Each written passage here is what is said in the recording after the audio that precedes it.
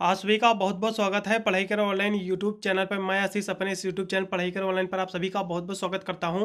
Finally बच्चों, आज मैं साइकोलॉजी यानी मनोविज्ञान का पूरा क्वेश्चन पेपर लेके आ चुका हूं आपके 2024 के एग्जाम के लिए। आपके 2023-24 के एग्जाम के लिए बहुत ही महत्वपूर्ण पर ये आपका क्वेश्चन पेपर आपका साबित होगा।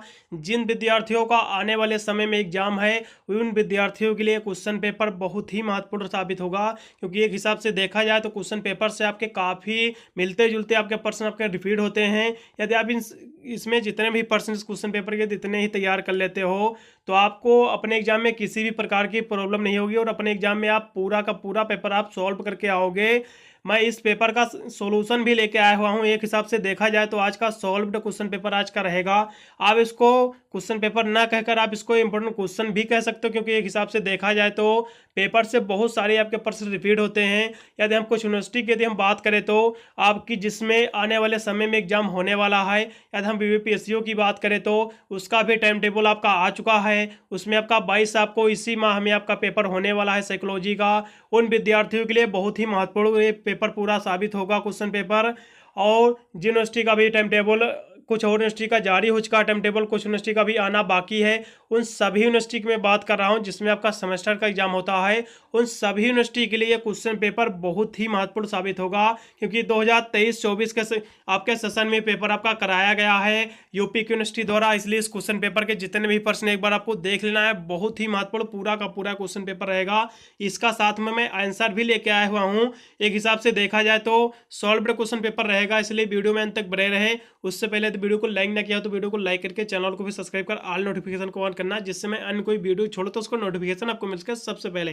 यदि हम इसकी पेपर की यदि हम बात करें तो आपका साइकोलॉजी का पेपर है, पूरा मनोविज्ञान का पेपर है। तो पेपर के नाम की बात करें तो बेसिक साइकोलॉजिकल प्रोसेस पेपर का नाम है, ठीक है। पेपर के यहाँ से कोड भी आप देख सकते हैं। पूरे यदि पेपर की बात करें तो पूरा आपका 75 नंबर का आपका पूरा प्रश्न पत्र रहेगा। ऑल यूनिवर्सिटी का सेम ही रहता है। पेपर आपका 3 खंडों में आपका विभक्त रहता है, जैसा कि मैं अन्य पेपरों में भी मैंने बताया हूं कि पेपर आपका किस तरह से आता है। सेम आपका इसी तरह का पेपर आएगा। आप चाहे जिस भी यूनिवर्सिटी अपना कोर्स कर रहे हो, चाहे वीर बहादुर सिंह पूर्वांचल यूनिवर्सिटी रही हो, चाहे MGPRD हो, चाहे BPSC हो, चाहे कोई भी आपकी यूनिवर्सिटी हो, RMLO हो, सभी यूनिवर्सिटी की बात कर रहा हूँ। पेपर सेम ही आएगा इसी तरह का। 3 खंडों में आपके सारा पेपर आपका विभक्त रहेगा। सबसे पहले मैं सेक्शन ए यानी खंड आ के प्रश्न की बात करूंगा। पूरा पेपर की मैंने पहले भी बता चुका हूँ, आपका 75 नंबर का पूरा प्रश्न पत्र रहेगा। पेपर आपका 3 खंडों में आपका विभक्त है। यह आपका साइकोलॉजी का पूरा क्वेश्चन पेपर है। इंपॉर्टेंट क्वेश्चन है आपके 2024 के एग्जाम के लिए।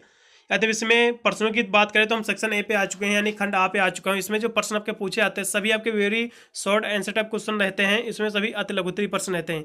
इसमें आपके सेक्शन ए में आपके 10 प्रश्न को आपको उत्तर देना रहता है। सेक्शन ए में आपके जितने भी प्रश्न रहते हैं कहना मतलब सभी प्रश्नों को उत्तर देना आपको अनिवार्य रहता है। एक भी प्रश्न आपको छोड़ना नहीं रहता है।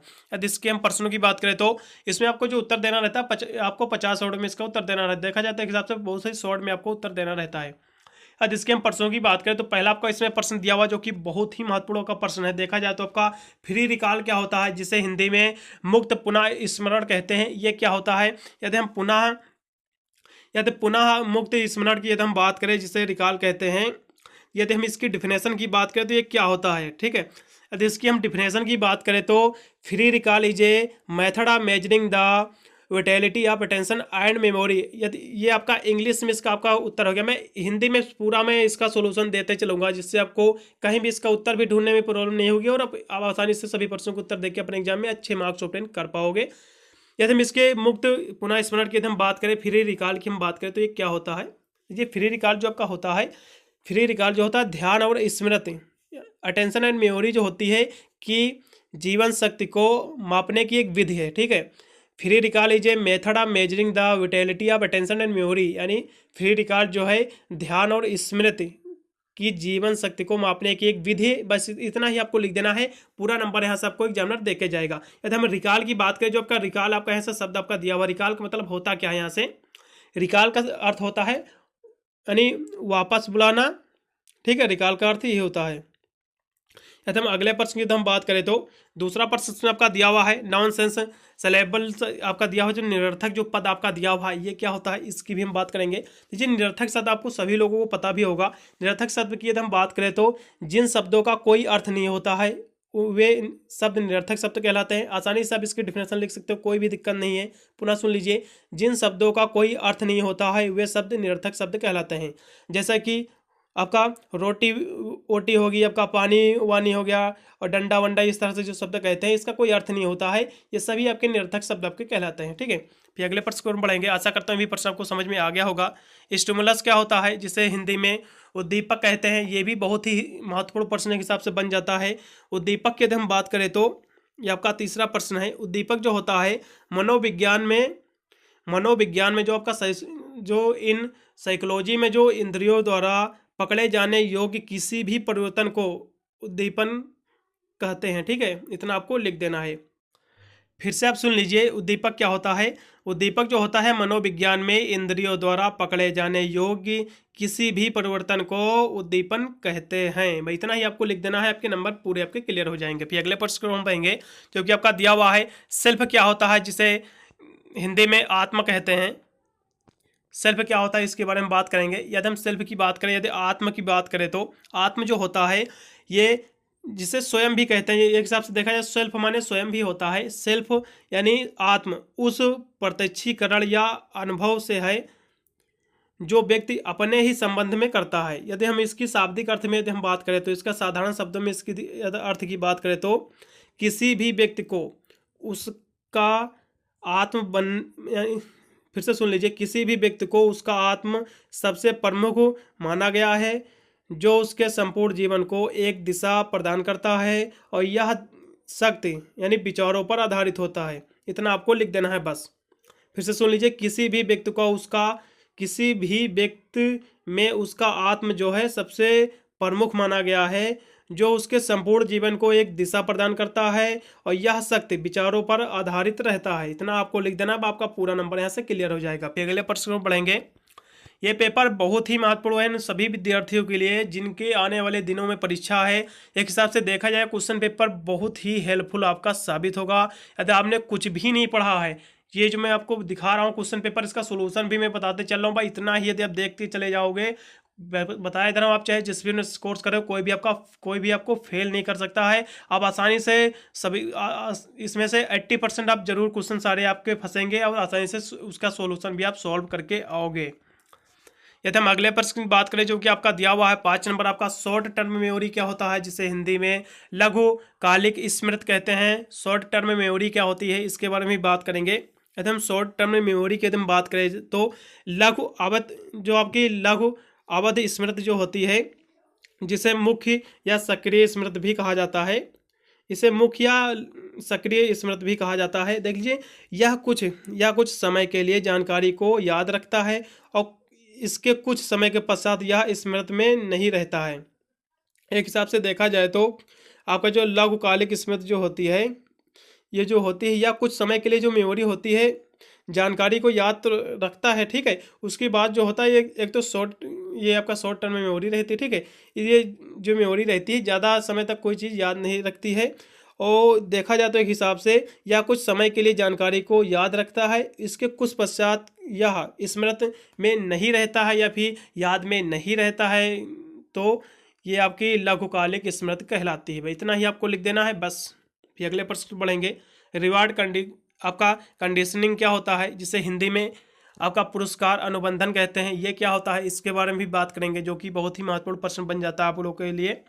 यदि हम इसके प्रश्न की बात करें तो यदि पुरस्कार अनुबंधन की बात करें तो देखिए, सीखने की एक विधि जो व्यवहार को संशोधित करने के लिए पुरस्कार और दंड का उपयोग करती है। ये एक प्रकार की देखा जाए तो ये एक विधि है, अब इसको आप मेथड भी कह सकते हो। देख लीजिए, सीखने की एक विधि है ये जो आपका पुरस्कार अनुबंधन है, ये आप सीखने की एक विधि है जो व्यवहार को संशोधित करने के लिए पुरस्कार और दंड का उपयोग करती है। भाई इतना ही आपको लिख देना है बस। अगले प्रश्न बढ़ेंगे जो कि आपका दिया हुआ है। कोडिंग क्या होता है, इनकोडिंग क्या होता है, कोड जिसे हिंदी में कोड संकेतन कहते हैं, ये भी बहुत ही महत्वपूर्ण प्रश्न है, इसकी भी हम चर्चा करेंगे। यदि हम कोड संकेतन की यदि हम बात करें तो बहुत ही महत्वपूर्ण प्रश्न आपका बन जाता है। यह आपका 7 नंबर आपका प्रश्न है। यदि कोड हम संकेतन की बात करें तो सुन लीजिए, भंडार यह स्मृति की द्वितीय अवस्था है, सूचना जिसका कोड संकेतन किया गया है, और उसका भंडार भी आवश्यक है जिससे उस यानी सूचना का बाद में उपयोग किया जा सके। अतः भंडार उस प्रक्रिया को कहते हैं, आप चाहे तो शॉर्ट में आप सुन लीजिए, भंडार उस प्रक्रिया को कहते हैं जिसके द्वारा सूचना कुछ समय सीमा तक धारण की जाती है। इतना ही आपको लिख देना है बस, ठीक है। आपको ये प्रश्न बिल्कुल आपको समझ में आ गया होगा। मैं आपको फिर मैं बता दे रहा हूँ। ये प्रश्न को उत्तर में भंडार या स्मृति की द्वितीय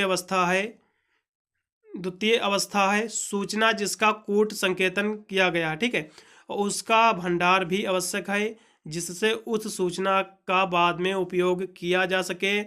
अतः भंडार उस प्रक्रिया को कहते हैं जिसके द्वारा सूचना कुछ समय सीमा तक धारण की जाती है। भाई इतना आपको लिख देना है बस। अगले प्रश्न को बढ़ेंगे जो कि आपका दिया हुआ अटेंशन क्या होता है। बहुत ही महत्वपूर्ण प्रश्न है, जिसे हिंदी में अवधान कहते हैं। बहुत ही महत्वपूर्ण प्रश्न बन जाता है। अटेंशन एक हिसाब से देखा जाए तो अटेंशन को ध्यान भी कहते हैं, ठीक है। यदि हम ध्यान की बात करें तो ध्यान के अंतर्गत मुख्य रूप से मन को नियंत्रित किया जाता है। ध्यान जो होता है, अटेंशन जो होता है, एक हिसाब से देखा जाए तो ये कहीं ना कहीं मन को ही नियंत्रित करता है, ठीक है। जिस ध्यान के अंतर्गत मुख्य रूप से, सुन लीजिए, ध्यान के अंतर्गत मुख्य रूप से मन को नियंत्रित किया जाता है जिससे व्यक्ति को आध्यात्मिक विकास तथा शैक्षिक उद्देश्यों की प्राप्ति हेतु मन की चंचलता से बाधा उत्पन्न ना हो, ठीक है।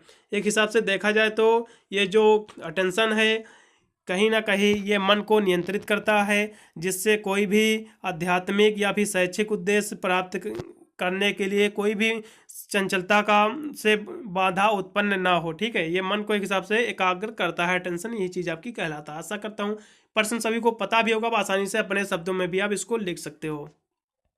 अगला प्रश्न दिया हुआ, फियर क्या होता है, डर क्या होता है, भय क्या होता है जिसे कहते हैं। ये भय और डर एक ही चीज़ है, इसकी भी हम चर्चा करेंगे। आपका ये 9 नंबर प्रश्न आपका दिया हुआ है। यदि हम भय की बात करें, यदि हम डर की बात करें तो कहीं ना कहीं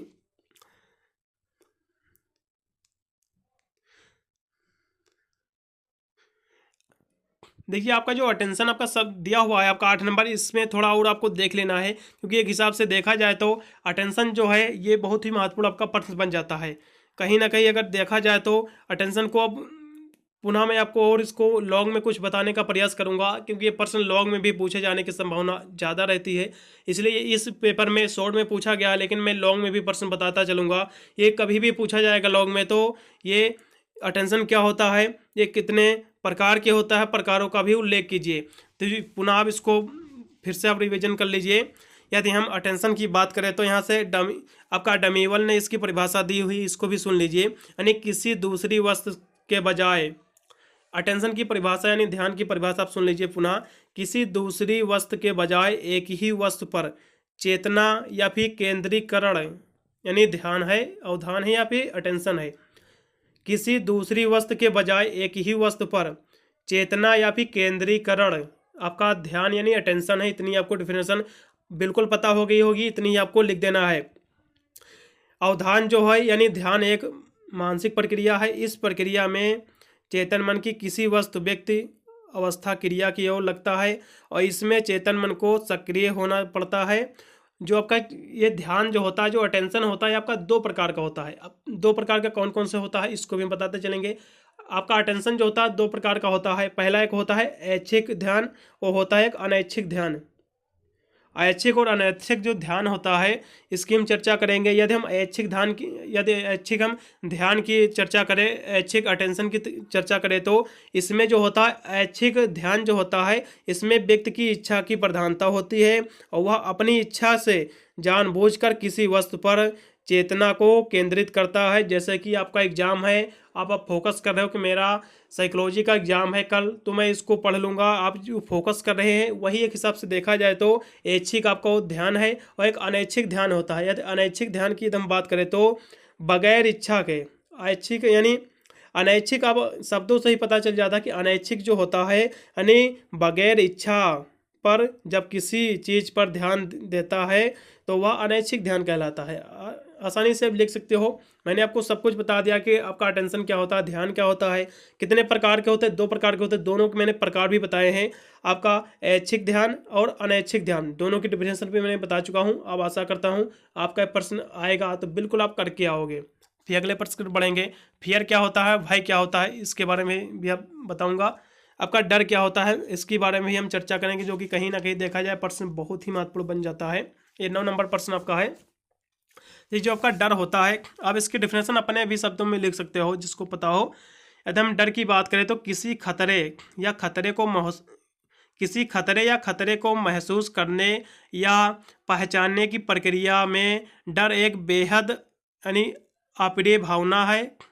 और डर शारीरिक परिवर्तनों का कारण बनता है जो व्यवहार संबंधित प्रक्रिया उत्पन्न कर सकता है, जैसा कि आक्रमण प्रतिक्रिया बढ़ाना या फिर खतरे से भाग जाना। ये सभी डर के ही कारण हैं।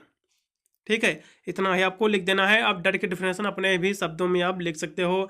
किसी चीज़ से आप डर गए, कोई चीज़ भी हो सकती है उससे आप डर लगता हो, आप उस तरह से भी अपने डिफिनेशन लिख सकते हो। कोई भी आपकी डिफिनेशन गलत नहीं रहेगी।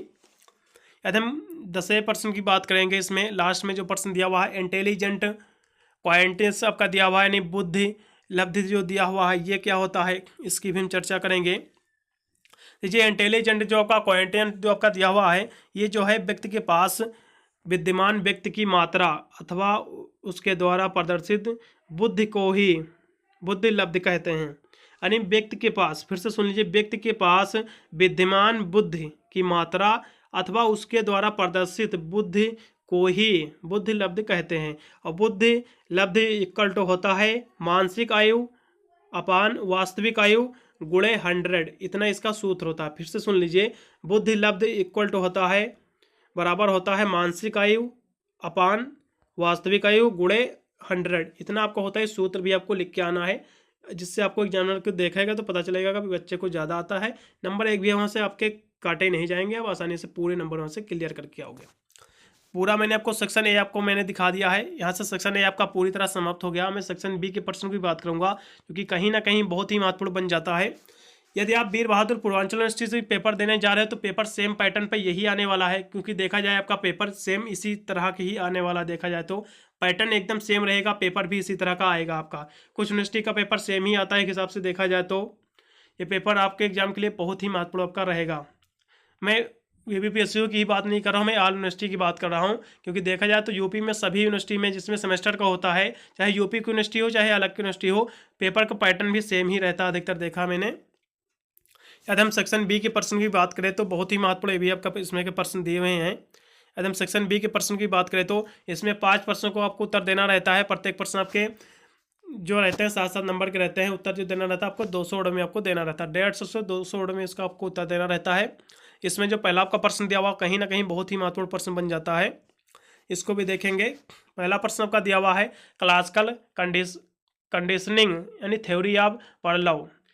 आपका पावलोव का जो प्राचीन अनुबंधन जो सिद्धांत है, बहुत ही महत्वपूर्ण प्रश्न एक हिसाब से देखा जाए तो इसके बारे में भी हम चर्चा करेंगे, क्योंकि कहीं ना कहीं देखा जाए तो ये प्रश्न काफ़ी बार रिपीट भी हुआ है और काफ़ी महत्वपूर्ण भी आपका ये प्रश्न है।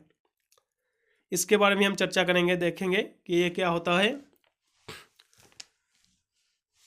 ये जो आपका प्रश्न आपका दिया हुआ है, यानी पावलोव का जो प्राचीन अनुबंधन जो सिद्धांत है, इस सिद्धांत में कहा गया है कि व्यवहार के तटस्थ जो होता है, जहाँ निकट जिसे कहते हैं, निकट स्थित जो है उत्तेजना को सकारात्मक के साथ जोड़कर सीखा जाता है। जैसे कि पावलोव के कुत्ते घंटी सुनते ही भोजन की उम्मीद करते हैं, यानी सीखा हुआ व्यवहार वातानुकूलित प्रक्रिया कहलाता है। एक हिसाब से देखा जाए तो सिद्धांत जो ये है आपका पावलोव का जो प्राचीन अनुबंधन जो सिद्धांत है, इसमें कहा गया है कि व्यवहार को तटस्थित उत्तेजना को सकारात्मक के साथ जोड़कर सीखा जाता है। भाई इतना ही आपको लिख देना है बस, ठीक है। अगला प्रश्न भी आपका दिया हुआ है इनसाइट लर्निंग क्या होता है, बहुत ही महत्वपूर्ण प्रश्न है। अंतर्दृष्टि अभिगम क्या होता है, बहुत ही महत्वपूर्ण का प्रश्न बन जाता है, इसकी भी हम चर्चा करेंगे कहीं ना कहीं। यदि इनसाइट लर्निंग की बात करें तो इनसाइट लर्निंग जो होता है, insight learning is a sudden realisation of a solution to a problem. एक हिसाब से देखा जाए तो यदि हम इसकी हिंदी की यदि हम इसके आंसर की बात करें तो इनसाइट जो होता है, इनसाइट लर्निंग किसी समस्या के समाधान का अचानक एहसास है, किसी भी समस्या का अचानक एहसास है। यानी insight learning is a sudden realisation of a solution to a problem. आशा करता हूँ ये भी प्रश्न आपको समझ में आ गया होगा। अंतर्दृष्टि यानी इंसाइट जो लर्निंग होता है, किसी समस्या के समाधान का अचानक एहसास है। किसी समस्या का अचानक एहसास ही इनसाइड लर्निंग कहलाता है। इतना ही आपको लिख देना है। बिल्कुल आपके नंबर पूरे के पूरे जुड़ेंगे, एक भी नंबर कटेगा नहीं। ये डिफरेंस सबसे ही बेस्ट है इसकी। अगला प्रश्न भी आपका दिया हुआ है, गोल ऑफ साइकोलॉजी। साइकोलॉजी का क्या लक्ष्य होता है। अब साइकोलॉजी का लक्ष्य से पहले हम बताएंगे कि साइकोलॉजी किसे कहते हैं, क्योंकि कहीं ना कहीं देखा जाए तो पेपर आपका जो है साइकोलॉजी का है, मनोविज्ञान का है। तो सबसे पहले जानेंगे कि साइकोलॉजी क्या है, यानी मनोविज्ञान किसे कहते हैं, इसके बारे में पढ़ेंगे। और इसके बाद में इसके यानी लक्ष्य क्या है, इसके गोल क्या है, इसके उद्देश्य क्या है, सब कुछ मैं बताऊंगा। यदि हम मनोविज्ञान की बात करें तो मनोविज्ञान होता क्या है।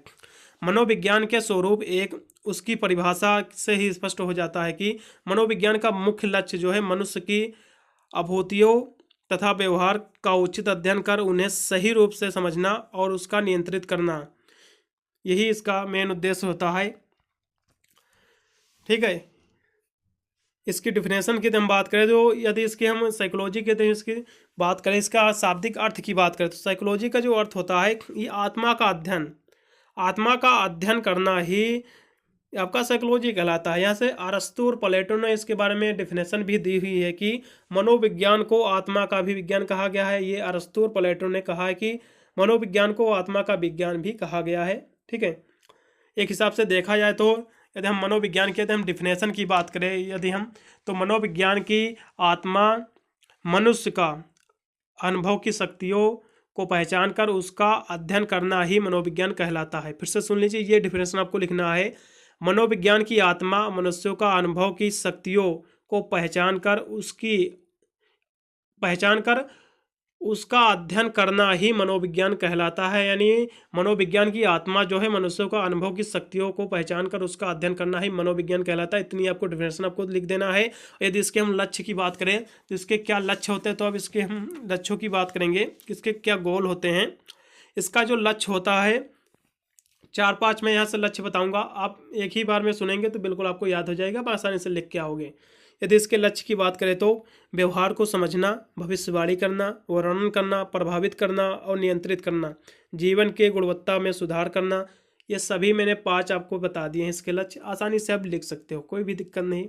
फिर से आप सुन लीजिए इसके लक्ष्य, व्यवहार को समझना, भविष्यवाणी करना, वर्णन करना, प्रभावित करना और नियंत्रित करना, जीवन के गुणवत्ता में सुधार करना, ये सभी इसके प्रमुख गोल हैं। ठीक है, यानी इसके उद्देश्य हैं या फिर इसके लक्ष्य हैं। ठीक है, मैंने बता दिया है इसके बारे में, साइकोलॉजी के बारे में इसके डिफिनेशन भी मैंने बता दिया हूँ। आशा करता हूँ अभी आपको याद हो गई होगी। फिर से आप सुन लीजिए एक बार, मनोविज्ञान की आत्मा मनुष्य का अनुभव की शक्तियों को पहचान कर उसका अध्ययन करना ही मनोविज्ञान कहलाता है।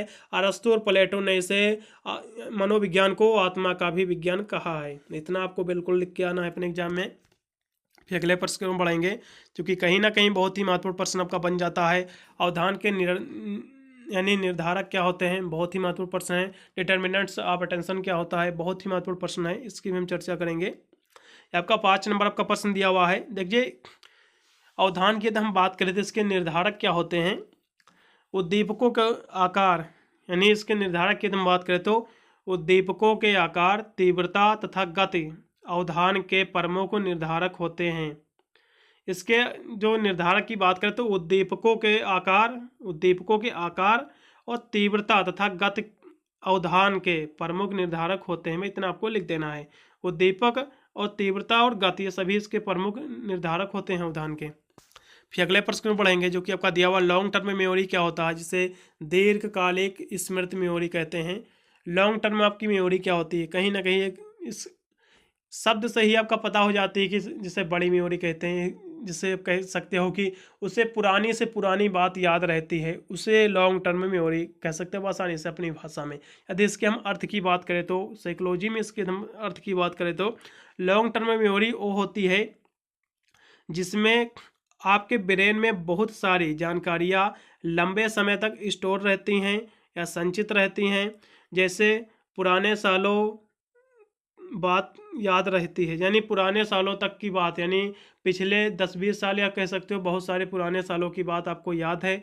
यही आपकी दीर्घकालीन लॉन्ग टर्म मेमोरी आपकी कहलाती है। फिर से सुन लीजिए, लॉन्ग टर्म मेमोरी वह होती है जिसमें आपके ब्रेन में बहुत सारी जानकारियाँ लंबे समय तक स्टोर रहती हैं, ये आपकी लॉन्ग टर्म मेमोरी कहलाती है। जैसे सालों पुरानी बात भी याद रहती है, इसका उदाहरण है। ठीक है, अगले प्रश्न को पाएंगे जो कि आपका दिया हुआ है, पुनर्रचनात्मक स्मृति क्या होता है, रिकंस्ट्रक्टिव मेमोरी क्या होती है। बहुत ही महत्वपूर्ण ये भी आपका प्रश्न बन जाता है। कि हिसाब से देखा जाए तो जिसे हिंदी में पुनर्निर्मित स्मृति भी कहते हैं। देखिए, पुनर्निर्मित जो स्मृति है, जो मेमोरी है, विज्ञान की परिभाषा ऐसी यानी यादें शामिल है।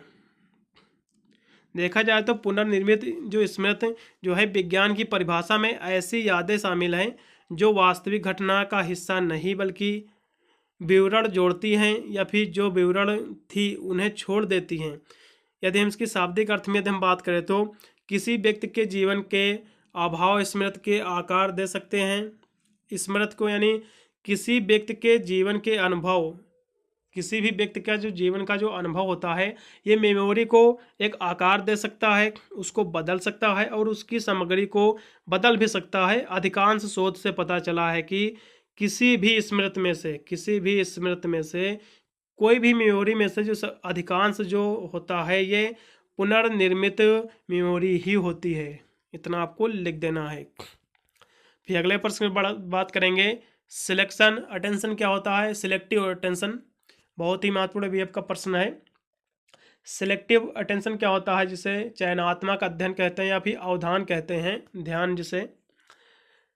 चयनात्मक ध्यान क्या होता है, अटेंशन क्या होता है, इसकी भी चर्चा करेंगे। 8 नंबर आपका प्रश्न है, साइकोलॉजी के अनुसार एक साथ कई चीज़ों के होने पर किसी एक खास चीज़ पर प्रतिक्रिया करना या प्रतिक्रिया करने की संभावना, यह आपका चयनात्मक अवधान कहलाता है। यदि हम इसके दूसरे शब्दों में यदि इसकी हम बात करें तो यानी चयनात्मक अवधान क्या होता है, यानी सेलेक्टिव अटेंशन क्या होता है। देखिए, दूसरे शब्दों में यदि हम बात करें तो चयनात्मक यानी सिलेक्शन अटेंशन का मतलब है कई सारे डिस्ट्रैक्शन के बीच सबसे अहम जानकारी पर ध्यान देना या फिर ध्यान केंद्रित करना हमारी क्षमता है। जैसे आपने न्यूज़पेपर वगैरह पढ़ते होंगे, जो हेडिंग होती है ना, उसी पर आपका ध्यान जाता है, उसी का मेन बिंदु या फिर देखा जाए उसका एक, जिसको कह सकते हो ना, देखा जाए तो कहीं ना कहीं वो एक डिस्ट्रैक्शन जिसको कह सकते हो, अहम जानकारी जिसको कह सकते हो हिंदी भाषा में। अब उसको जो पढ़ोगे तो उसके अंतर्गत आप विस्तार से पढ़ते हो, वही एक हिसाब से देखा जाए तो चयनात्मक अवधान है। ठीक है, आप फिर से सुन लीजिए, चयनात्मक अवधान का मतलब होता है कई सारे डिस्ट्रैक्शन के बीच सबसे अहम जानकारी पर ध्यान देना, सबसे अहम जानकारी पर ध्यान देना या ध्यान केंद्रित करना, यही आपका चयनात्मक अवधान कहलाता है। ठीक है, अगले प्रश्न को पढ़ेंगे जो कि आपका दिया हुआ है, क्यू डिपेंडेंट आपका फॉरगेटिंग क्या होता है, यानी संकेतात्मक विस्मरण क्या होता है, इसके बारे में हम बात करेंगे। ये संकेतों की अनुपस्थिति के कारण पुनर्प्राप्ति को कभी कभी संकेत निर्भर विस्मृति भी कहा जाता है। यह एक सिद्धांत है कि हम दीर्घकालीन स्मृति में स्मरण क्यों नहीं कर पाते हैं। इतना आपको लिख देना है बस। फिर यहाँ से आपका सेक्शन बी भी पूरी तरह से समाप्त हो गया। आशा करता हूँ आपको समझ में आ गया होगा पूरी तरह से सेक्शन ए और बी। फिर यहाँ से मैं सेक्शन सी के भी सारे प्रश्न आपको बता दे रहा हूँ। आप चाहे तो इन सभी प्रश्नों को आप अपने सीरीज या नोट्स वगैरह में टिक लगाकर भी याद कर सकते हैं। ये कहीं ना कहीं इसको मिस नहीं करना, इन प्रश्नों को, ये आपके एग्जाम के लिए बहुत ही महत्वपूर्ण साबित होंगे, इसलिए इसको मिस नहीं करना है, नहीं फिर आप अपने एग्जाम में अच्छे मार्क्स ऑब्टेन नहीं कर पाओगे। इसलिए जितना भी क्वेश्चन पेपर के जितने भी प्रश्न के हिसाब से देखा जाए आपके एग्जाम के लिए बहुत ही महत्वपूर्ण प्रश्न है। यदि इसके हम प्रश्नों की बात करें तो सेक्शन सी में आपके प्रश्न केवल 2 ही प्रश्न आपको करना रहता है और प्रत्येक प्रश्न को यानी 2 प्रश्नों को करना है। इसमें लॉन्ग आंसर टाइप क्वेश्चन रहते हैं सेक्शन सी में। 50 यानी 500 वर्ड में इसका आपको उत्तर देना अनिवार्य रहता है। ठीक है, 50 वर्ड कितने होते हैं देखा जाए तो 4 पेज आप बिल्कुल भरो, 2 पन्ने तो बिल्कुल आपको भरना ही रहता है, आसानी से भर सकते हो। 2 प्रश्न आपको अटेम्प्ट करना है, प्रत्येक प्रश्न 10-10 नंबर के रहेंगे, 20 नंबर आपके सेक्शन सी से आपके क्लियर होंगे। ठीक है, आपको इसमें 2 प्रश्न करना है, लेकिन मैं आपको यहाँ से 4 प्रश्न को उत्तर बताऊंगा।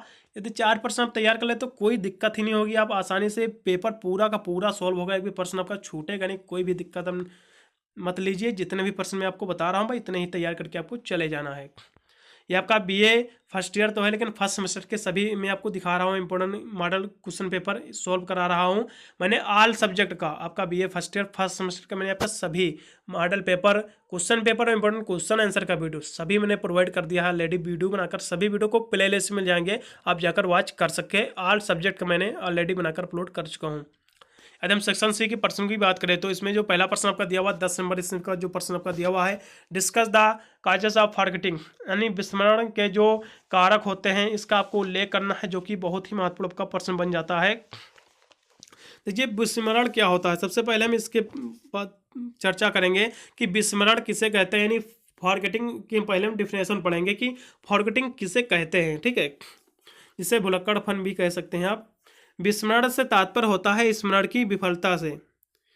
विफलता, स्मरण की विफलता मतलब मेमोरी की विफलता, यानी फेलियर के बारे में आप कह सकते हैं इसको, मेमोरी फेलियर भी आप इसको इंग्लिश में कह सकते हैं।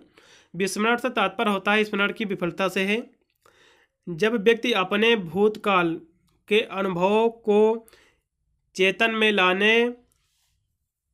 में लाने में असफल हो जाता है, तब उसे विस्मृति कहते हैं, यानी उसे विस्मृति या फिर विस्मरण कहते हैं। जिस प्रकार से जीवन को उपयोगी तथा सुखी बनाने के लिए स्मृति आवश्यक है, उसी प्रकार हमारे जीवन में यानी विस्मृति का भी उपयोगिता तथा एक महत्व देखा जाए, कहीं ना कहीं मेमोरी का भी बहुत महत्व, यानी विस्मरण का भी बहुत महत्व देखा जाए तो एक हिसाब से। यदि इसके हम कारकों की बात करें तो आशा करता हूँ प्रश्न आपको याद हो गया होगा। फॉरगेटिंग का मतलब होता है भुलक्कड़पन या फेलियर कह सकते हैं, मेमोरी फेलियर। आप मेमोरी फेलियर से आप आसानी से जान सकते हो क्या होता है।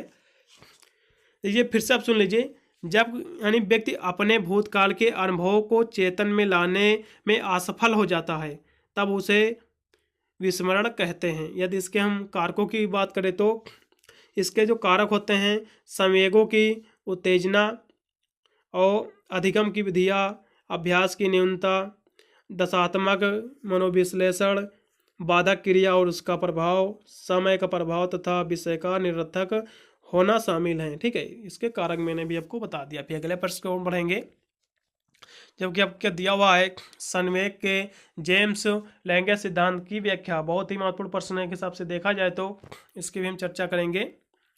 ये संवेग के जो जेम्स लैंगे सिद्धांत जो है बहुत ही महत्वपूर्ण का प्रश्न के हिसाब से देखा जाए तो इसके बारे में हम चर्चा करेंगे। कहीं ना कहीं देखा जाए प्रश्न काफ़ी बार रिपीट भी हो चुका है। तो जेम्स के अनुसार जो है ये सिद्धांत, जेम्स के अनुसार हमारा सिद्धांत है कि उत्तेजनात्मक घटनाओं को प्रत्यक्षीकरण से सीधे शारीरिक परिवर्तन उत्पन्न होते हैं, और संवेग में वैसे परिवर्तन होते हैं वैसे भावनाएं बढ़ती हैं। इस तरह से आपको लिखना है। इनका यही कथन ही था कि जेम्स के अनुसार हमारा सिद्धांत है कि उत्तेजनात्मक घटनाओं को प्रत्यक्षीकरण से सीधे शारीरिक परिवर्तन उत्पन्न होते हैं, और संवेग में जैसे परिवर्तन होते हैं वैसे भावनाएं उठती हैं, ठीक है। फिर अगला प्रश्न आपका दिया हुआ एक्सप्लेन द नीड, यानी मौसले का आवश्यकता पदानुक्रम सिद्धांत जो होता है इसका उल्लेख करना है। इसकी भी हम चर्चा करेंगे। यदि हम इसकी बात करें तो मौसले के आवश्यकताओं के मापन के सिद्धांत के अनुसार यदि हम बात करें तो जब निचले स्तर की आवश्यकता पूर्ण हो जाती है तो व्यक्ति उच्च स्तर की आवश्यकताओं को प्राप्त करने का प्रयास करता है। मेन इनका यही सिद्धांत है। कहीं ना कहीं देखा जाए तो व्यक्ति यानी गरीब से जब अमीर बनता है तो कहीं ना कहीं गरीबी कुछ एक हिसाब से भूल जाता है या उसको छोड़ देता है। वही आपकी ये मौसले की आवश्यकता का पदानुक्रम जो सिद्धांत है इसी के बेस पर आपका आधारित है। आप फिर से सुन लीजिए, मौसले की आवश्यकताओं के सपान के सिद्धांत के अनुसार जब निचले स्तर की आवश्यकता पूर्ण हो जाती है तो व्यक्ति उच्च स्तर की आवश्यकताओं को प्राप्त करने का प्रयास करता है। वह इतना ही आपको लिख देना है, इतना आपको मेन में लिखना है। इसके बाद आप बना के लॉग में पूछा जाएगा तो आपको इसके अंदर आप आसानी से अपने शब्दों में भी इसका आप उत्तर 4 से 5 वर्ड में लिख सकते हो, कोई भी दिक्कत नहीं होगी, ठीक है। फिर अगले प्रश्न को हम पढ़ेंगे जो कि आपका लास्ट में प्रश्न दिया हुआ है, जो कि बहुत ही महत्वपूर्ण का प्रश्न बन जाता है कि व्यक्तित्व क्या है, पर्सनालिटी क्या है, describe the determinants of personality, यानी व्यक्तित्व क्या है, पर्सनालिटी क्या है, व्यक्तित्व की निर्धारकों की व्याख्या भी आपको करना है, डिटर्मिनेंट्स ऑफ पर्सनालिटी की आपको डिस्क्राइब भी करना है। बहुत ही महत्वपूर्ण प्रश्न है, 100% आपके एग्जाम में प्रश्न आपको देखने को मिलेगा। अभी सब इसको टिक भी लगा सकते हैं, ठीक है। यदि हम पर्सनालिटी की यदि हम बात करें तो इसकी भी हम चर्चा करेंगे लॉन्ग में। पहले हम बताएंगे कि आपकी पर्सनालिटी होती क्या है, व्हाट इज पर्सनालिटी, क्या होती है। देखिए, व्यक्ति की ऊपरी हाव भाव उसके पहनावे से लिया जाता है। यदि हम पर्सनालिटी की बात करें तो व्यक्ति के ऊपरी हाव भाव पहनावे से लिया जाता है, परंतु मनोविज्ञान में व्यक्तित्व से आशय व्यक्ति की मनोभाव से लिया जाता है। यदि हम इसके शाब्दिक अर्थों की यदि हम बात करें तो पर्सनालिटी होती क्या है। पर्सनालिटी जो है एक रचना है जो आपस से जुड़े व्यवहार, दिमागी और भावात्मक पैटर्न को इकट्ठा करता है, जिसे जिंदगी और पर्यावरण कारक बदलते हैं। ये आपस में जुड़े पैटर्न छोटे छोटे अर्थ में ज़्यादातर समय स्थिर होते हैं, लेकिन पूरे जीवन काल में बदलते रहते हैं, ठीक है। और जो इसके हम कारक की बात करें तो यदि इसके हम आपका पर्सनालिटी हो गया, इसके निर्धारक की यदि हम बात करें तो कहीं ना कहीं व्यक्तित्व को प्रभावित करने वाले तत्वों को व्यक्तित्व के निर्धारक तत्व कहते हैं, ठीक है। व्यक्तित्व को प्रभावित करने वाले तत्वों को व्यक्तित्व के निर्धारक तत्व कहते हैं। कहीं ना कहीं पर्सनालिटी की आप डिफिनेशन अपने अनुसार भी लिख सकते हो, कहीं कि देखा जाए तो एक हिसाब से पर्सनालिटी का अर्थ जो होता है, आप साधारण शब्द में इसकी बात करी जाए तो व्यक्ति के जो ऊपरी हाव भाव जो होता है उसी की पर्सनालिटी से उसका पता लगाया जाता है। लेकिन मनोविज्ञान में जो है व्यक्तित्व के से आशय होता है व्यक्ति के मनोभाव से लिया गया है। इसके मनो में क्या भाव होते हैं इससे इसका आशय लिया गया है। अब इसकी डिफिनेशन कोई भी दिक्कत नहीं, आप अपने शब्दों में लिख सकते हैं। कहीं ना कहीं अब इसकी पर्सनालिटी क्या होती है आप आसानी से इसका आप उत्तर लिख सकते हो, कोई भी दिक्कत नहीं होगी, ठीक है। यदि हम पर्सनालिटी की बात करें तो आप पुनः एक बार इसकी डिफिनेशन आप सुन लीजिए। पर्सनालिटी के यदि हम साधारण इसकी बात करें तो इसकी अर्थ की तो एक संरचना है। पर्सनालिटी जो है एक संरचना है जो आपस में जुड़े व्यवहार जैसे हो गया दिमागी भावात्मक पैटर्न को इकट्ठा करता है, जिससे जिंदगी और पर्यावरण कारक बदलते हैं। और ये आपस में जुड़े पैटर्न छोटे अर्थ में ज़्यादातर समय स्थिर होते हैं, लेकिन पूरे जीवन काल में बदलते रहते हैं। यही आपकी पर्सनालिटी कहलाती है। और व्यक्तित्व को जो प्रभावित करने वाले तत्वों को व्यक्तित्व के निर्धारक तत्व कहते हैं। मैं इतनी आपको लिख के चले आना हो, अपने हिसाब से आपको लॉन्ग में आपको बनाकर लिख देना है, ठीक है। मैंने आपको पूरा का पूरा क्वेश्चन पेपर मैंने आपको सॉल्व करा दिया है। ये आपका बीए फर्स्ट सेमेस्टर के लिए आपका बीए बीएससी दोनों में पेपर आपका लगता है। देखा जाए तो एक हिसाब से साइकोलॉजी यानी आपका पेपर है आपका पूरा का पूरा मनोविज्ञान का क्वेश्चन पेपर है। 2024 के एग्जाम का आपका पेपर है, 2023-24 के सेशन में आपका कराया गया है पेपर। ये बहुत ही महत्वपूर्ण उन सभी विद्यार्थियों के लिए पेपर होगा जिनका आने वाले दिनों में परीक्षा है आपके 2023 के एग्जाम में, और जो आपके शुरुआती आपके 2024 के एग्जाम में जिनकी परीक्षा उन सभी विद्यार्थियों के लिए बहुत ही महत्वपूर्ण पूरा का पूरा क्वेश्चन पेपर रहेगा। क्वेश्चन पेपर से तैयार करके चले जाओगे तो आप अच्छे नंबर बिल्कुल प्राप्त कर सकते हो। वीडियो अच्छा लगा तो लाइक करके दोस्तों पर भी शेयर कर देना, इससे वो भी इस क्वेश्चन पेपर की सहायता से अपने एग्जाम में की तैयारी को और भी मजबूत कर सके और अपने एग्जाम में अच्छे मार्क्स ऑब्टेन कर सके। मिलता हूँ अन्य वीडियो के लिए, तब तक सभी को thank you watching this video.